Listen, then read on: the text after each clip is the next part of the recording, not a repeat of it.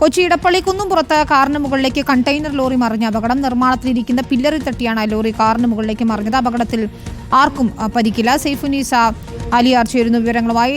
സൈഫുനീസ, നമുക്ക് ദൃശ്യങ്ങളിൽ തന്നെ വ്യക്തമാണ്, ഭീതിതമാണ് ടാങ്കർ മറിഞ്ഞത്. പക്ഷേ ആർക്കും പരിക്കില്ല എന്നത് ആശ്വാസവുമാണ്. വിനീത, ഇടപ്പള്ളി ഭാഗത്ത് നിന്ന് പറവൂർ ഭാഗത്തേക്ക് പോവുകയായിരുന്ന കണ്ടെയ്നർ ലോറിയാണ് അപകടത്തിൽപ്പെട്ടത്. ഇപ്പോൾ ദേശീയപാതയുടെ പണി നടക്കുന്നുണ്ട്. ഇടപ്പള്ളി കുന്നുംപുറം ജംഗ്ഷന് സമീപത്ത് വെച്ചാണ് ഈ കണ്ടെയ്നറിന്റെ മുൻഭാഗത്തെ ക്യാബിൻ ഭാഗം കടന്നു പോവുകയും പക്ഷേ പിന്നിൽ ഉയർന്നു നിന്നിരുന്ന കണ്ടെയ്നർ ഭാഗം ഈ പില്ലറിൽ ഇടിക്കുകയും അതേ തുടർന്ന് ഈ ഘടിപ്പിച്ചിരുന്ന ഇതിന്റെ കണക്ഷൻ വിട്ട് ഇടതുഭാഗത്തുകൂടി പോവുകയായിരുന്ന കാറിന് മുകളിലേക്ക് ഈ കണ്ടെയ്നർ വീഴുകയും ചെയ്തത്. പക്ഷേ കണ്ടെയ്നറിൽ ഭാരങ്ങളൊന്നും ഉണ്ടായിരുന്നില്ല. ലോഡ് ഇറക്കി തിരിച്ചു വരുന്ന വഴിയായിരുന്നു. അതുകൊണ്ട് തന്നെ അത് വലിയ അപകടം ഒഴിവായത്. ഈ കാറിൽ ഒരു യാത്രികനാണ് ഉണ്ടായിരുന്നത്. ഇയാൾ താമരശ്ശേരി സ്വദേശിയാണ്.